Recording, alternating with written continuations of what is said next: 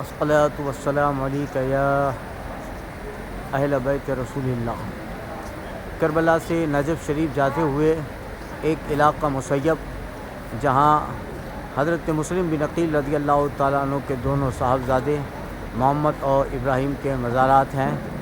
حضرت مسلم بن عقیل کے ساتھ یہ کوفہ تشریف لے آئے تھے اور آپ کی شہادت کے بعد ابن زیاد کے حکم سے اور اس کے ظلم و جبر سے ان دونوں صاحبزادوں کی بھی شہادت واقع ہوئی۔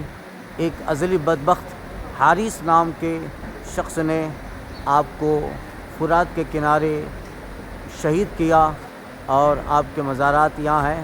مقام شہادت آپ نے بھی نوش فرمایا، اندر مزارات ہیں حضرت محمد بن مسلم بن عقیل اور ابراہیم بن مسلم بن عقیل۔ آپ کے مزار شریف کا یہ باہر کا حصہ ہے، دیدہ زیب جاذب نظر مزار مقدس بنا ہوا ہے۔